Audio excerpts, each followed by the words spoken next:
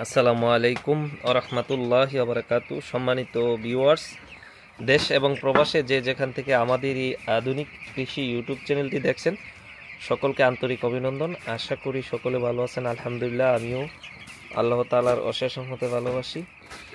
তো প্রিয় দর্শক, আসলে আপনাদেরকে আমার একটি আপডেট দেওয়া হয়নি। আমি 4700 মুরগি নেওয়ার পরে আবার 600 মুরগি নিয়েছিলাম রমজানের 4 তারিখ আসছে আর কি। তো সেই ক্ষেত্রে সম্ভবত আজকে 12 দিনের মতো হয়ে গেছে, 10-12 দিন।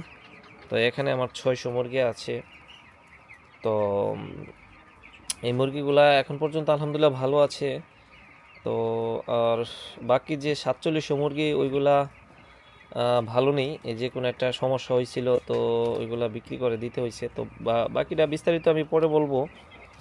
তো কেমনে কি হয়েছে, বাংলাদেশে ব্লাড ফ্লু প্লাস রানীক্ষেত চলতেছে, আপনারা জানেন। তো আমি কাপ্তান বাজার ঢাকা গিয়েছিলাম, তো হয়তো ওইখান থেকে ভাইরাস আসছে। তো মূলত আমার শেডটা কন্ট্রোল করা ছিল না।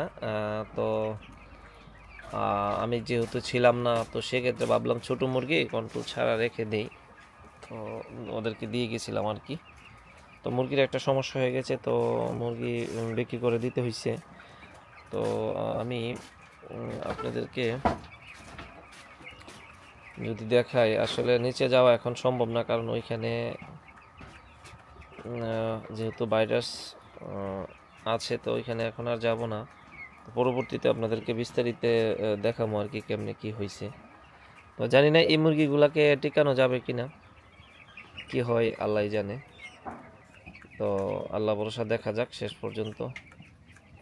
আরও 2-4 দিন গেলে বোঝা যাবে কেমন অবস্থা, কি আসলে আর কি।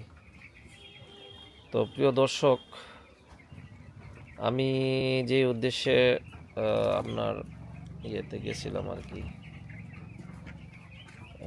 ঢাকাতে গিয়েছিলাম, সেটা হলো সোলার আনতে গিয়েছিলাম। তো সোলার দিয়ে আলহামদুলিল্লাহ আমার প্রজেক্টটা চলতেছে, যে সোলার প্রজেক্ট। তো